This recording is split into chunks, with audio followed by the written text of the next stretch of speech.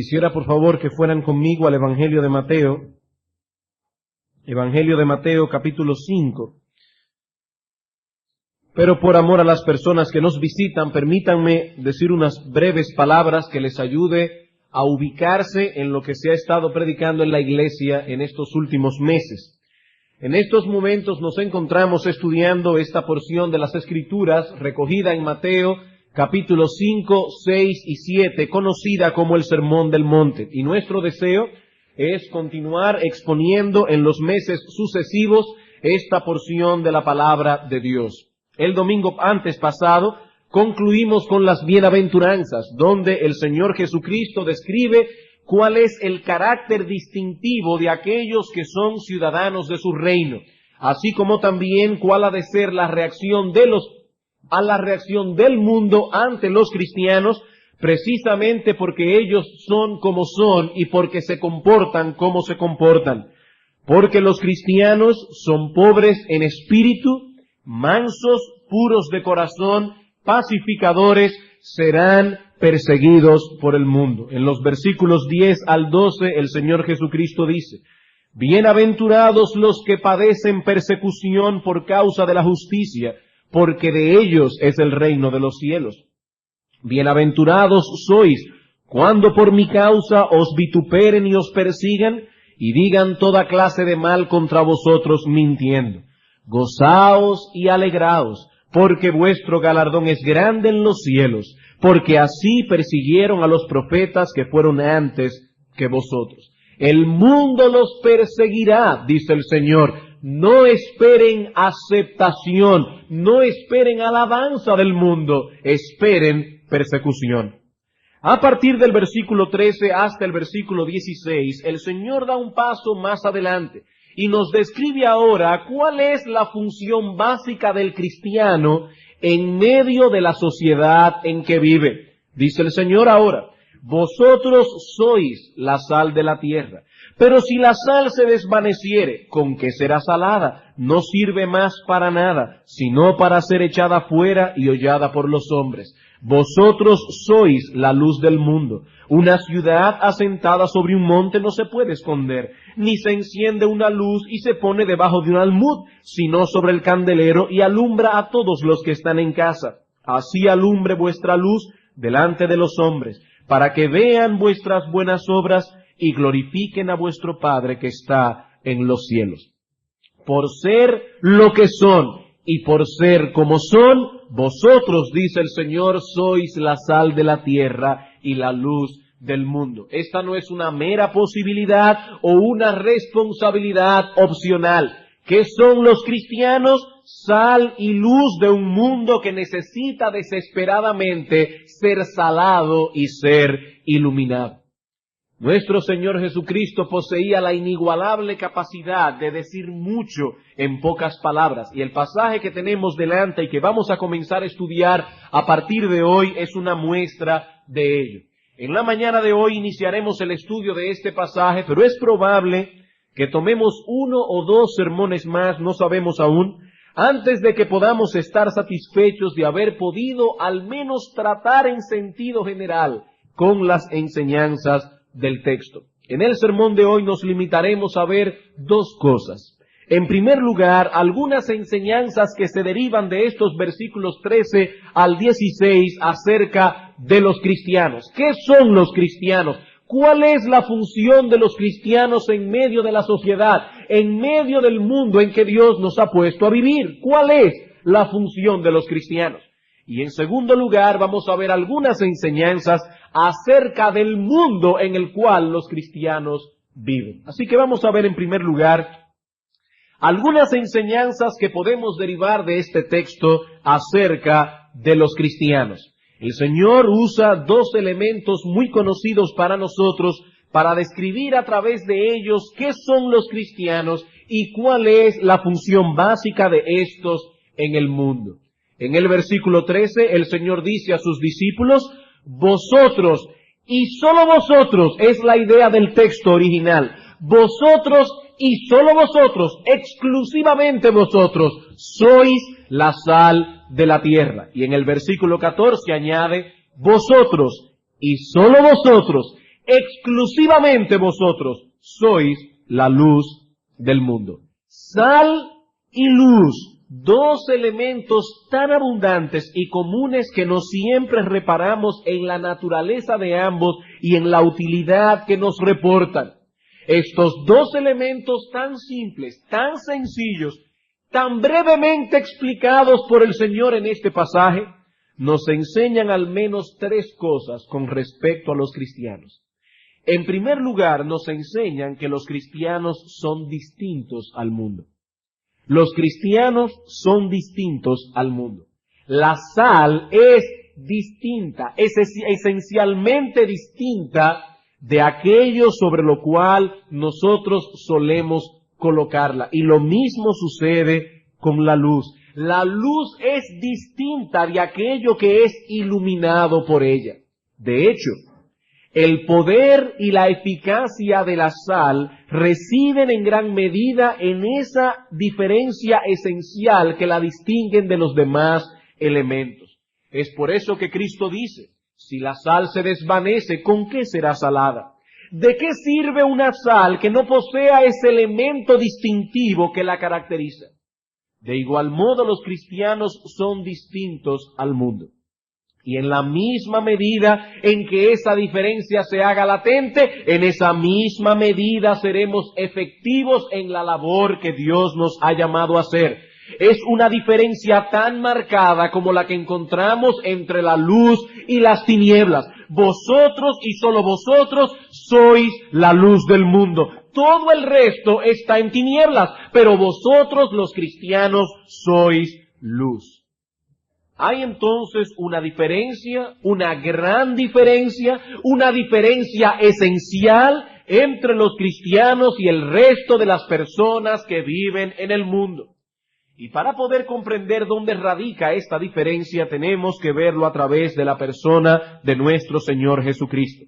En el Evangelio de Juan, capítulo 17, en los versículos 14 al 16, el Señor Jesucristo está orando al Padre, en una oración que se conoce como la oración sacerdotal de Cristo.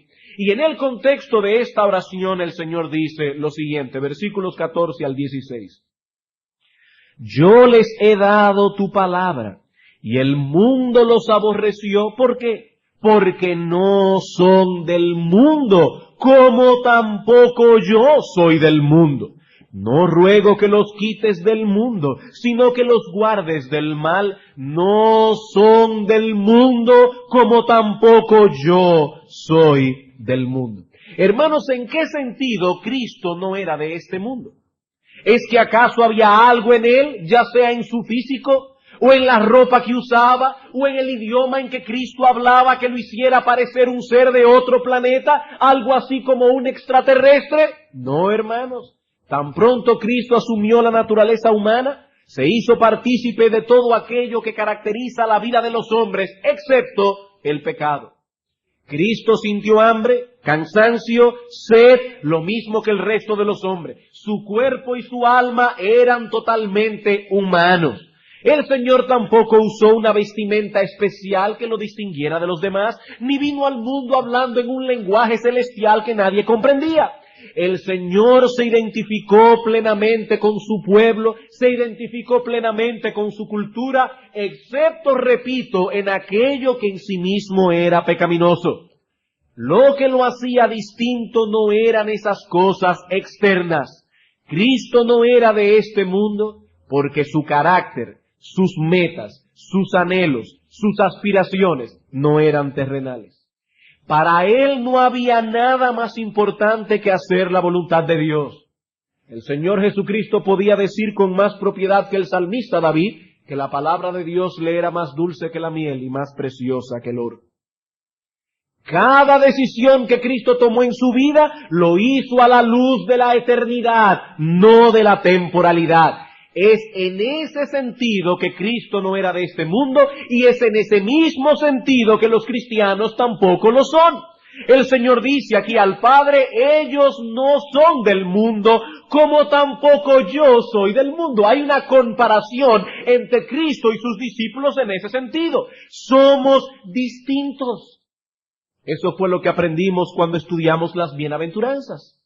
El mundo exalta la soberbia y el orgullo. Los cristianos son pobres en espíritu. El mundo procura obviar y echar a un lado todo pensamiento que pueda causarle dolor, todo pensamiento que pueda minar la alta estima y la alta reputación que ellos tienen de sí mismos. Los cristianos consideran su propia pecaminosidad y lloran por ella.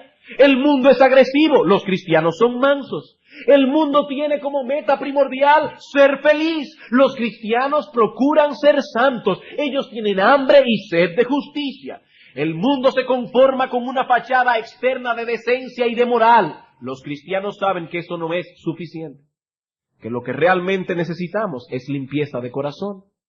El mundo vive a la defensiva, los cristianos son pacificadores. El mundo exalta a los que se conforman a sus patrones terrenales y temporales. Los cristianos, en cambio, son perseguidos porque no se interesan en esas cosas y no se amoldan a ese patrón. Es en ese sentido que los cristianos son diferentes. No podemos pasar por alto el hecho de que ese es el contexto del pasaje que estamos estudiando. Es en el contexto de las bienaventuranzas que el Señor dice: vosotros sois sal de la tierra. Vosotros sois la luz del mundo. No se trata simplemente de predicar un mensaje evangelístico. Se trata más bien de poseer un carácter especial y de vivir y manifestar ese carácter en todas las áreas de nuestra vida. Eso es ser sal y luz. Hermanos, el poder de los cristianos radica en el hecho de que somos distintos. Pero últimamente esto parece haberse perdido de vista. Y ahora la Iglesia cree que será más efectiva si puede acercarse a un patrón de vida más parecido al patrón del mundo. Se supone que haciendo las cosas como ellos las hacen, podremos presentar un mensaje más atractivo. Y algunas personas nos dicen: ustedes no van a poder ganar a los inconversos si no le brindan un programa más entretenido. Ustedes deben tener algo aquí como una especie de show, con un coro bonito que cante y la gente se entretenga. Estamos en el siglo XX, las personas no aguantan sentarse a escuchar un mensaje de la palabra de Dios de 1 hora, pero eso es exactamente lo opuesto al mensaje del Nuevo Testamento. En Romanos capítulo 12, el apóstol Pablo nos advierte que no debemos conformarnos a este mundo, que no debemos asumir ese molde. Eso sería quitarle a la sal del cristianismo su poder de salar. Si vamos a ser efectivos en la labor que Dios nos ha encomendado, tenemos que ser lo que somos, hombres y mujeres que han sido transformados por el poder de Dios y ahora se parecen a Cristo. ¿Saben lo que ocurre cuando un cristiano comienza a ceder y a conformarse con el patrón de vida que el mundo acepta? ¿Saben lo que pasa? Que el mismo mundo le pierde el respeto y no lo escucha. ¿Qué dice el Señor Jesucristo? Si la sal se desvaneciere, ¿con qué será salada? Ya no sirve más para nada, sino para ser echada fuera y hollada por los hombres. Si nosotros que profesamos ser cristianos nos avergonzamos del Evangelio, nos avergonzamos del carácter y del estilo de vida que el Evangelio promueve, ¿cómo podemos esperar que los inconversos nos respeten y respeten nuestra fe? Realmente debe ser un tonto aquel que da su vida por algo que no puede exhibir. Tiene que ser un tonto aquel que le entrega su alma y su corazón a algo que en el fondo le da vergüenza. Si nosotros decimos creer en el Evangelio y al mismo tiempo nos avergonzamos de aquellas cosas que distinguen a los creyentes, no tenemos más que 2 alternativas. O el Evangelio es una tontería y en el peor de los casos una falsedad, o nosotros somos unos cobardes y unos inconsecuentes. Son las únicas alternativas que yo puedo ver. Algunos esposos inconversos, por ejemplo, presionan a sus esposas cristianas para que no vengan a la iglesia a adorar en el día del Señor. Y aún las manipulan, diciéndoles que si vienen a la iglesia, ellos se irán por ahí y quién sabe lo que harán mientras sus esposas están aquí adorando con una limpia conciencia al Señor. Otros sencillamente comienzan a pelear cada vez que ven a sus esposas preparándose para salir. ¿Qué deben hacer esas esposas cristianas en tal caso? Dios dice en su palabra que los cristianos no deben dejar de congregarse en el día del Señor, como hablaba el pastor Eduardo esta mañana. ¿Deben ellas ceder a las demandas de sus maridos para evitar problemas? Bueno, algunas esposas cristianas terminan haciendo eso, por temor a que sus esposos se endurezcan aún más contra el Evangelio, por el hecho de que ellas vienen cada domingo a la iglesia, y no una, sino que para colmo lo hacen 2 veces en el mismo día. Pero la experiencia nos ha demostrado que tales hermanas terminan debilitándose en su fe y rara vez logran atraer a sus maridos con esa conducta tan inconsecuente y tan cobarde. Rara vez logran nada con sus maridos. Al hacer eso están diciéndole a sus esposos inconversos que Dios no es tan importante y que el Evangelio no es algo tan vital.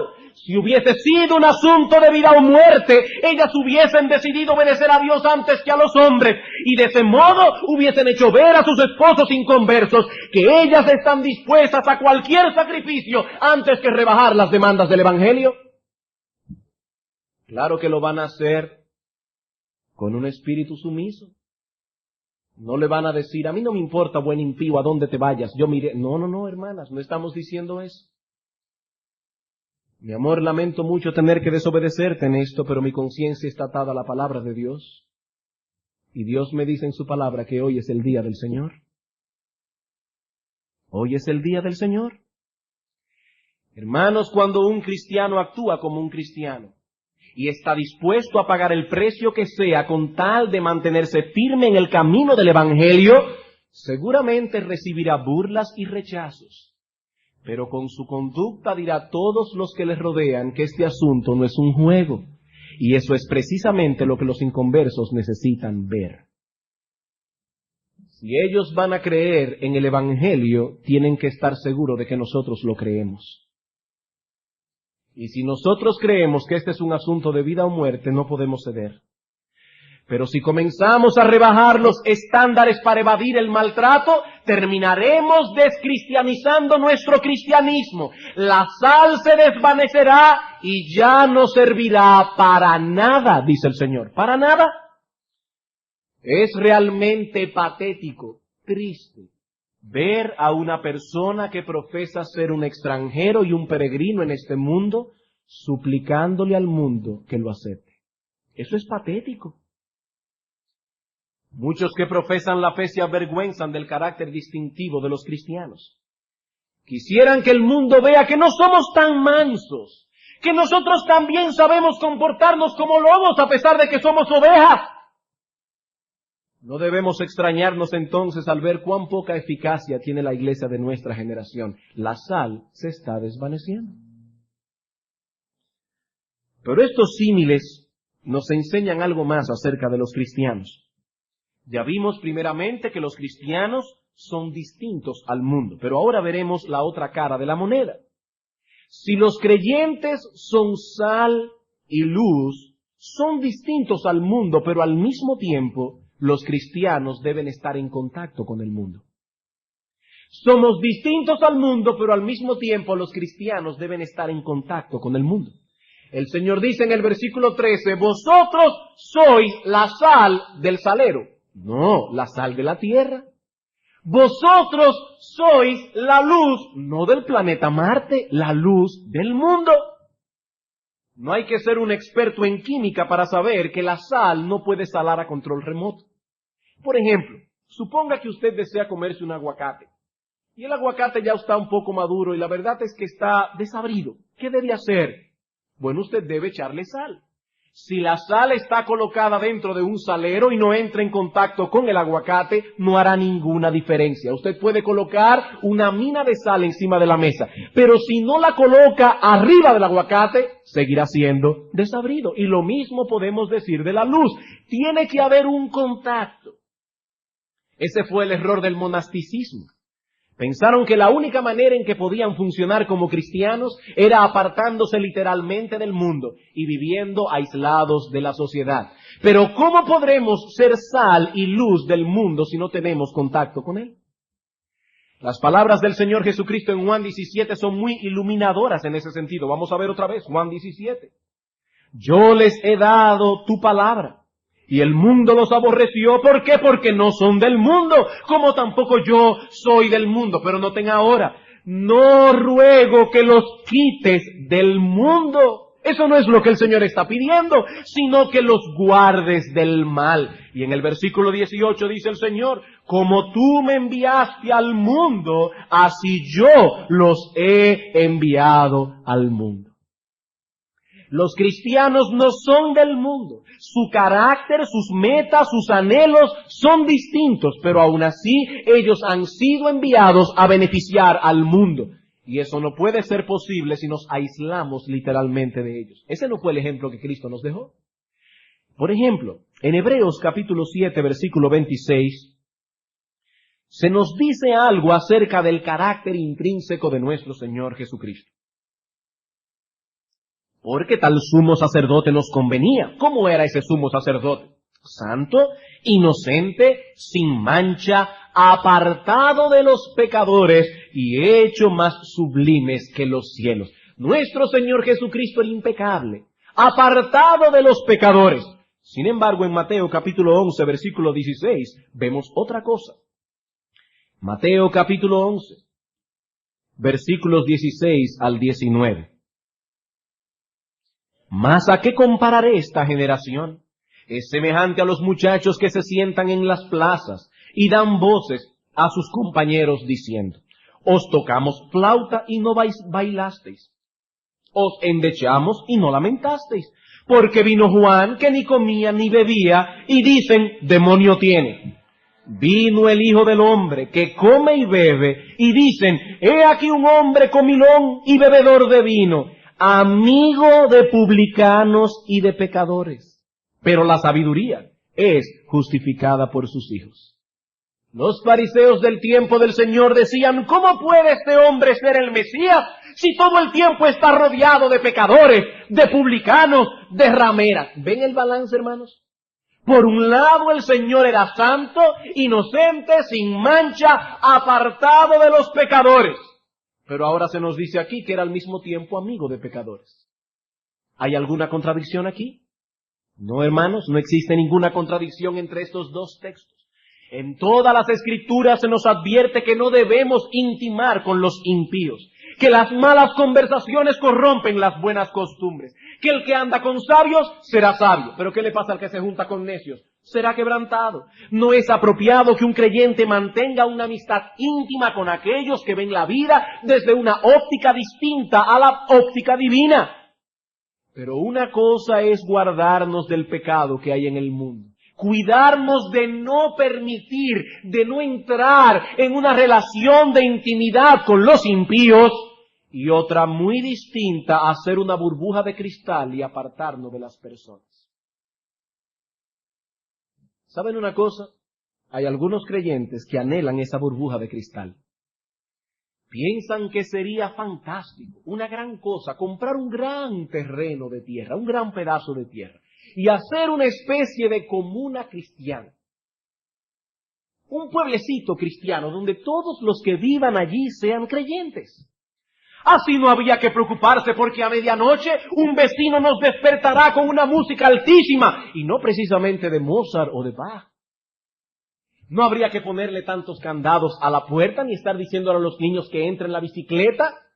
No seríamos engañados por comerciantes abusadores. Eso parece una antesala del cielo. Suena casi perfecto, pero no es bíblico. La sal no puede guardarse para siempre en un salero. Cristo oró al Padre, no te ruego que los quites del mundo, te pido que los guardes del mal. Como tú me enviaste al mundo, así yo los he enviado al mundo. Hermano, ¿alguna vez te has preguntado por qué Dios no se lleva a los cristianos al cielo tan pronto se convierten? Eso evitaría muchos problemas, no tendríamos tantas complicaciones. Pero esa no es la voluntad de Dios. Seguimos en el mundo porque el mundo necesita a los cristianos. El mundo necesita a los cristianos. Claro que ellos no lo ven de ese modo. Más bien nos persiguen y nos menosprecian, pero aún así Cristo dice que somos la única sal y la única luz que el mundo posee. Así que este asunto es una moneda de dos caras, como decíamos anteriormente. Por un lado debemos hacer ver al mundo que somos distintos, que nuestro carácter difiere del carácter de ellos, lo mismo que nuestras metas, anhelos, aspiraciones.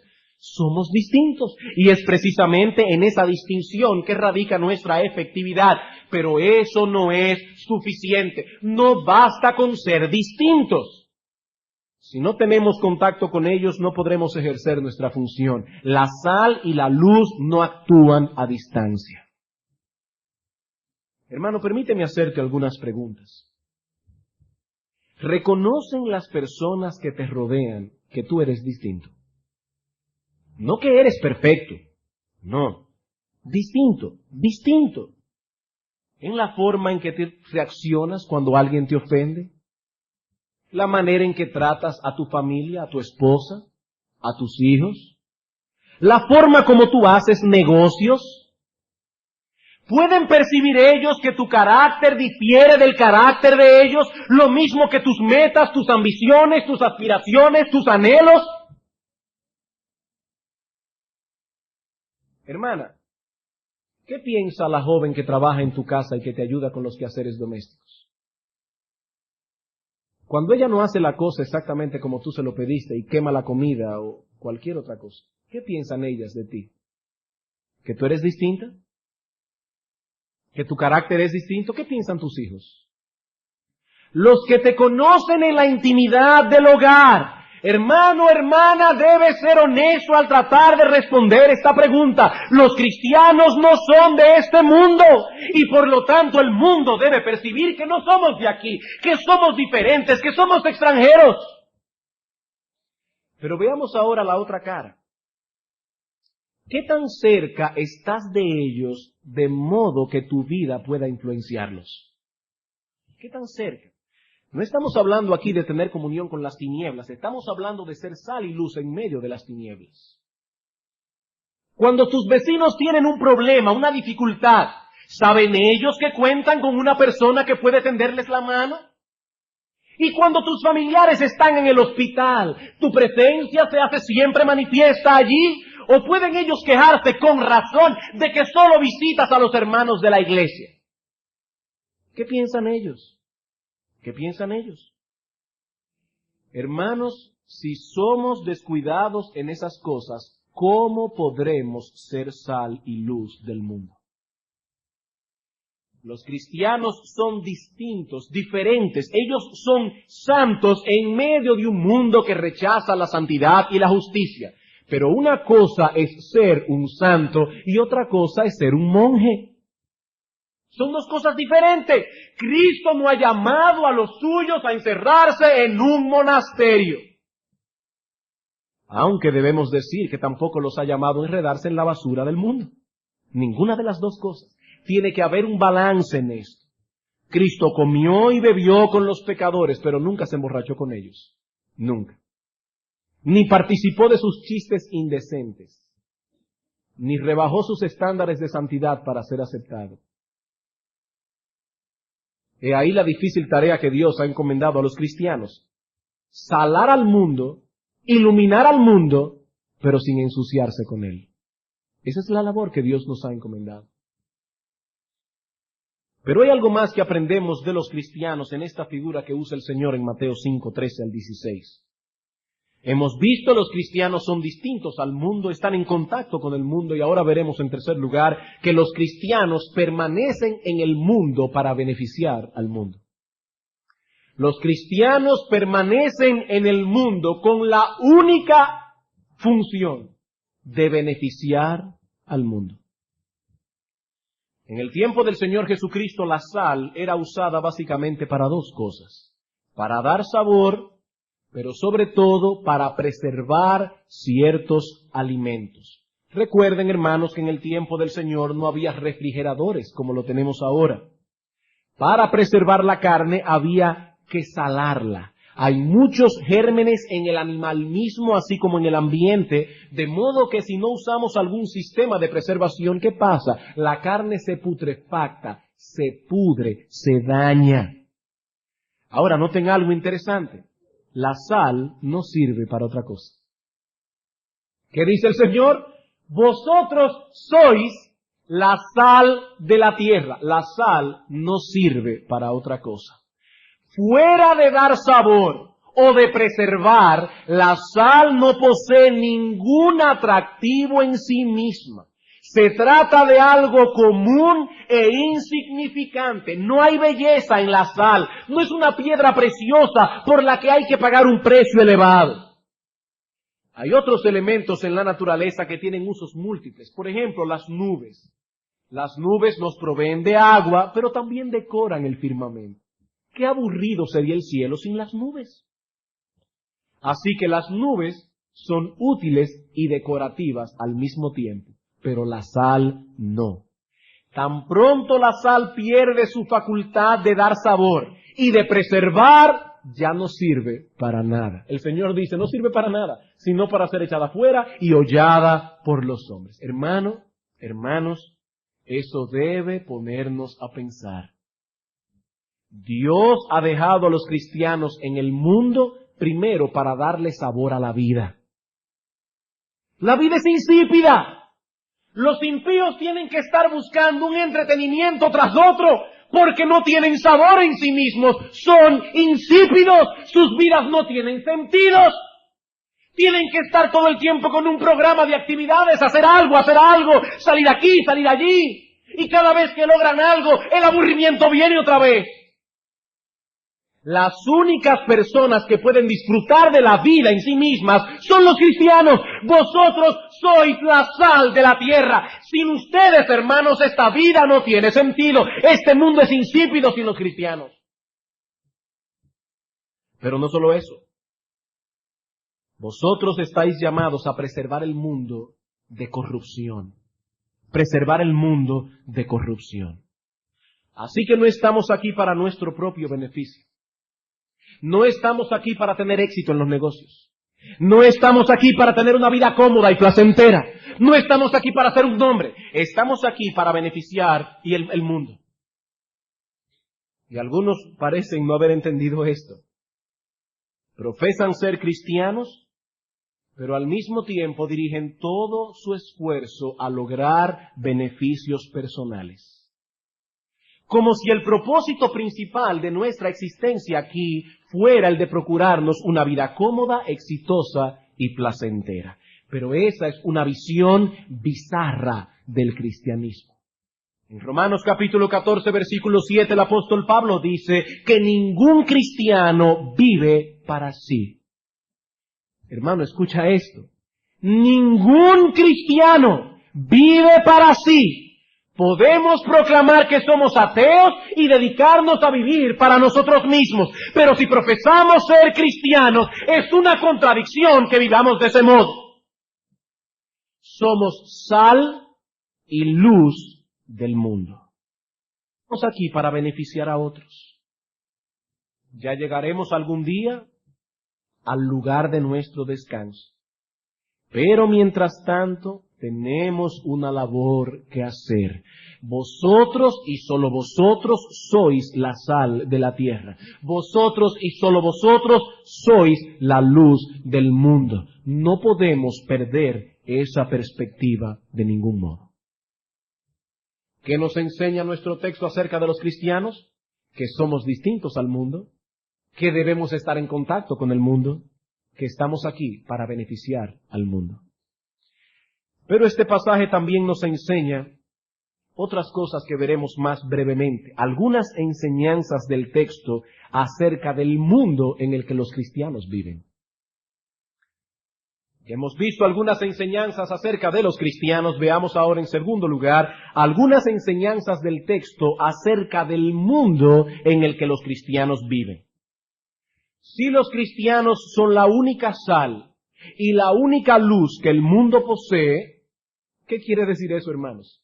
Eso quiere decir que vivimos en un mundo insípido, tendiente a la corrupción y sumido en tinieblas. sumido en tinieblas. Esa es la imagen que presentan las Escrituras acerca de este mundo. En Primera de Juan, capítulo 5, versículo 19, el apóstol nos dice que el mundo entero está bajo el maligno.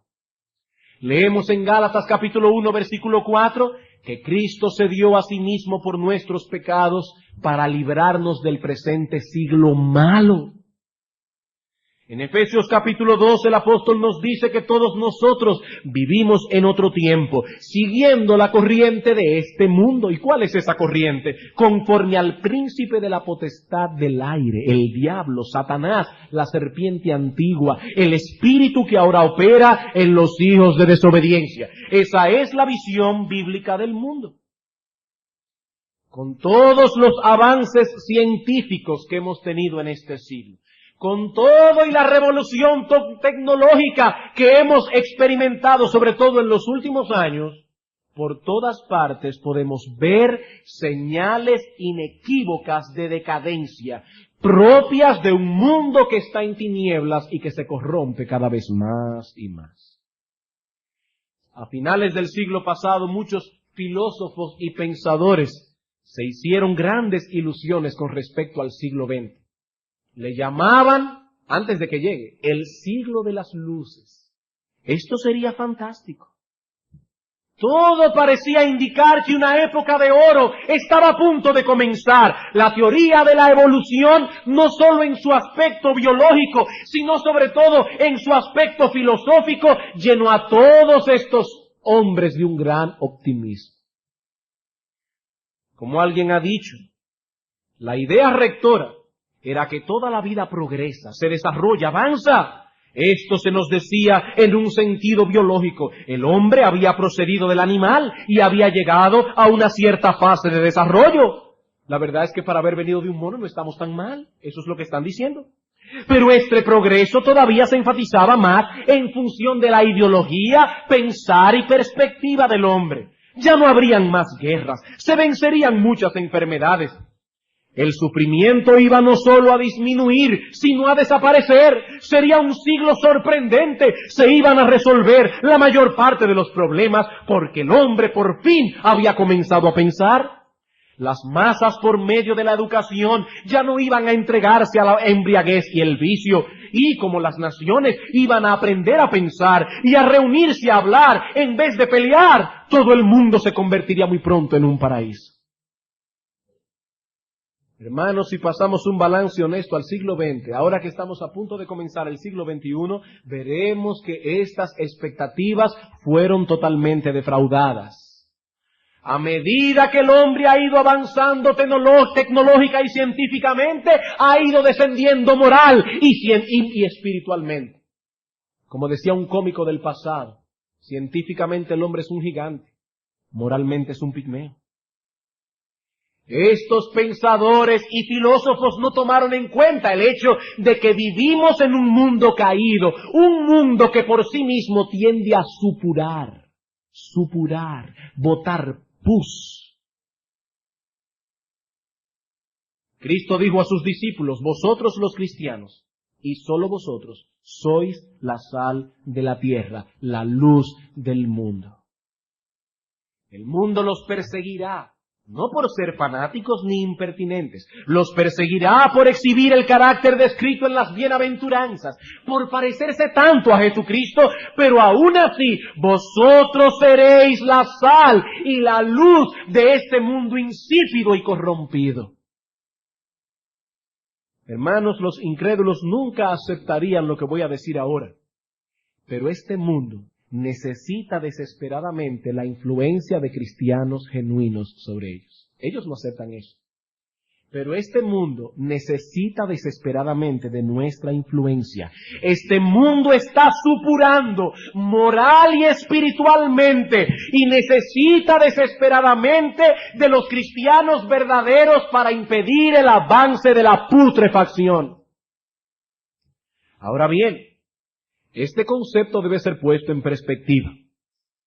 Porque puede ser que algunos aquí estén diciendo, oh sí, pastor, eso es cierto. El mundo necesita que la iglesia sea más agresiva y tenga una participación más activa, externando su opinión sobre los asuntos políticos, sobre los asuntos económicos, sobre los asuntos sociales. Los evangélicos tenemos que hacer sentir nuestra voz, como lo ha estado haciendo la Iglesia Católica Romana por siglos. No, hermanos, ese no es nuestro llamamiento. No es en ese sentido que debemos salar el mundo. En ningún lugar del Nuevo Testamento encontramos a los apóstoles interviniendo en los problemas sociales del Imperio Romano, haciendo comentarios acerca de sus crueldades, o enviando resoluciones a la corte imperial para ser aprobadas. Ah, pastor, pero ¿qué dice usted de los profetas del Antiguo Testamento? ¿Acaso no ha leído cómo criticaban la opresión y cómo intervenían dando una perspectiva bíblica a los reyes y a los gobernantes? Sí, lo he leído. Pero en el Antiguo Testamento la nación de Israel, como decía el pastor Eduardo esta mañana, estaba regida por una teocracia. No había separación entre la Iglesia y el Estado. Pero la Iglesia del Nuevo Testamento no se identifica con ninguna nación en particular. La Iglesia de Cristo no está llamada a involucrarse en esas cosas.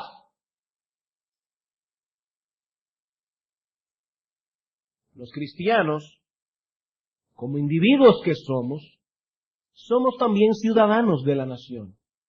Y tenemos todo el derecho de expresar nuestras opiniones como ciudadanos.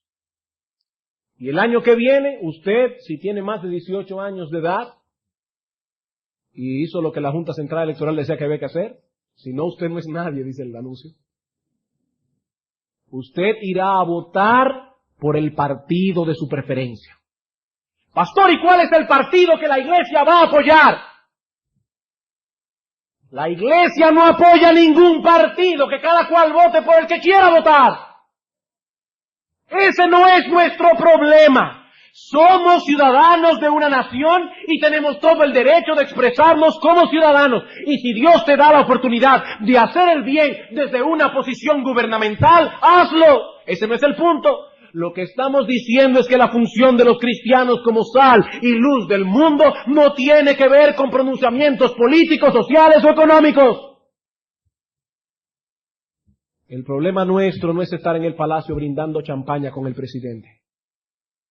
Déjenle eso a los líderes católicos. A nosotros Dios nos ha llamado a otra cosa.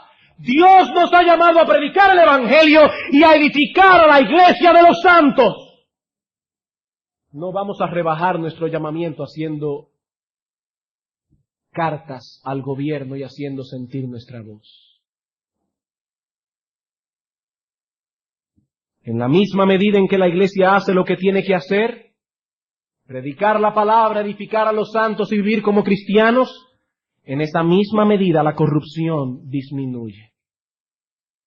Eso lo vemos vez tras vez en la historia de la iglesia. Las reformas y avivamientos siempre han traído consigo indirectamente una disminución de los males que afectan la sociedad. Lo podemos ver en la época de la Reforma Protestante del siglo XVI, en el avivamiento del puritanismo en Inglaterra en el siglo XVII, en los avivamientos ocurridos en Estados Unidos de Norteamérica a mitad del siglo XVIII, protagonizado por Jonathan Edwards y George Whitefield. La misma cosa.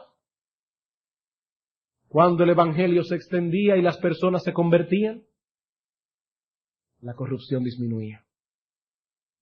Pero sobre todo, hermanos, los cristianos son sal y luz en la misma medida en que individualmente caminan por el mundo actuando como cristianos, mostrando el carácter descrito por el Señor en las bienaventuranzas. En ocasiones no tendrán que decir siquiera una palabra. Solo la presencia de estos cristianos genuinos es suficiente a veces para frenar la corrupción. Recuerdo hace muchos años atrás, cuando estudiaba en la universidad, que una noche nos quedamos a amanecer para el otro día. Y en uno de los cubículos de arquitectura, yo no sé si están ahí todavía, había un grupo de muchachos haciendo chistes indecentes. Yo estaba en otro lugar y fui a pedir algo que se me había acabado. Inmediatamente se callaron la boca. sintieron que era deshonroso y vergonzoso hacer ese chiste delante de una persona que no lo iba a recibir. Y estoy seguro que a muchos de ustedes le ha pasado lo mismo. También le ha pasado lo contrario. Hay escarnecedores que se hubieran burlado del mismo Cristo en su cara. Hermanos, he ahí nuestra identidad y nuestra función. Dios tiene a los cristianos en el mundo con el propósito de que se comporten como tales, porque es la única forma de impedir que la gangrena avance tan rápido. No estamos aquí para ser felices, no estamos aquí para ser exitosos, no estamos aquí para hacer dinero, estamos aquí para glorificar a Dios y de ese modo ser sal y luz. Noten esa conexión en Mateo capítulo 5, versículo 16. Así alumbre vuestra luz delante de los hombres, para que vean vuestras buenas obras y glorifiquen a vuestro Padre que está en los cielos. Repito, hermanos, los cristianos son la única esperanza de este mundo putrefacto. La semana próxima continuaremos estudiando este pasaje y sus implicaciones. Pero ahora debemos meditar seriamente en estas cosas y preguntarnos, ¿estoy yo funcionando como sal y luz en medio de las personas que me rodean? ¿O más bien estoy dejándome arropar por el mundo y su filosofía de vida, de tal manera que mi sal se está desvaneciendo? Hermano, ¿perciben las personas que te rodean que tú eres distinto? ¿Perciben las personas que te rodean que tú eres diferente? Que en medio de la soberbia y la agresividad que caracteriza a este mundo, esa soberbia y esa agresividad que este mundo exhibe, que tú eres humilde, manso, misericordioso, pacificador. ¿Y qué de tus metas? ¿Qué de tus metas? En Mateo capítulo 5, versículo 6, el Señor dice, bienaventurados los que tienen hambre y sed, no de dinero, no el individuo que dicen, él es cristiano, pero es un león haciendo negocios. Ese individuo le arranca el brazo a cualquiera por un centavo. Tampoco dice allí, bienaventurados los que tienen hambre y sed de ser felices. Allí dice, bienaventurados los que tienen hambre y sed de justicia. Que aunque funcionan en el mundo, quizás son buenos comerciantes y precisamente porque son buenos y serios están progresando en sus negocios. Las personas que le rodean saben que ese hombre no sería capaz de doblegar un solo principio y violar un solo punto de la ley para ganarse aunque sea 10 millones de pesos. Porque ese hombre, esa mujer, tienen hambre y sed de justicia. Por eso no tienen 2 libros de contabilidad, por eso no ponen directa la luz de la casa, por eso no evaden pagar impuestos en el Estado ni la mercancía que pasan por la aduana, porque no son ladrones. Porque ellos tienen hambre y sed de justicia, porque sus aspiraciones son celestiales.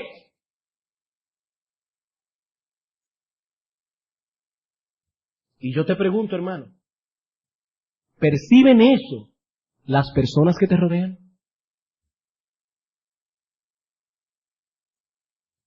No lo olvides, los cristianos no sirven para otra cosa. El Señor dice, si la sal se desvaneciera, ¿con qué será salada? Ya no sirve para nada. ¿Saben qué significa eso? Que una persona que no posea ese carácter que lo asemeja a Cristo es un bueno para nada. Puede ser que esté haciendo un gran nombre en el mundo, puede ser que esté engrosando su cuenta bancaria, puede ser que tenga un carro del año, es un bueno para nada. Cristo dice, no sirve para nada. Ni la iglesia lo aprecia, ni el mundo tampoco. El mundo no respeta su fe. El mundo no lo respeta. ¿Por qué? Porque no exhibe el carácter que distingue a los cristianos. Hermano, hermana, ¿eres tú sal y luz de las personas que te rodean? ¿O se está desvaneciendo tu sal? Que el Señor nos conceda, hermanos, responder estas preguntas con honestidad. Vamos a orar. Nuestro Señor, aún un hombre como el apóstol Pablo, en una ocasión tuvo que pedir a la iglesia de Éfeso que orara por él, para que él pudiera predicar con denuedo, con valentía, sin temor tu palabra. Padre, ayúdanos porque somos débiles y hemos de reconocer que a veces nos hemos avergonzado del Evangelio. No solo de predicarlo, Señor, nos hemos avergonzado de vivir a la altura del Evangelio, de mostrar al mundo que nosotros no somos como ellos, de mostrar al mundo que los cristianos son humildes, mansos, misericordiosos, pacificadores. Ayúdanos, oh Señor, perdona nuestros pecados, pero danos la gracia que necesitamos para poder vivir a la altura del llamamiento celestial. Que cada día más nosotros nos parezcamos a nuestro bendito Salvador. Padre, sé con nosotros ahora. Ayúdanos a meditar en estas cosas, no para que caigamos en una depresión espiritual al ver nuestro pecado, porque hemos visto, Señor, nuestro pecado, pero para que levantemos las manos caídas y las rodillas paralizadas y hagamos sendas derechas para nuestros pies, para que lo cojo sea sanado, para que vuelva al camino. Ayúdanos, oh Señor, a ser sal y luz de un mundo insípido y que está supurando por su corrupción. Danos, oh Dios, el que podamos ver estas cosas cada vez más claras en nuestras vidas. Te lo suplicamos en Cristo Jesús. Amén.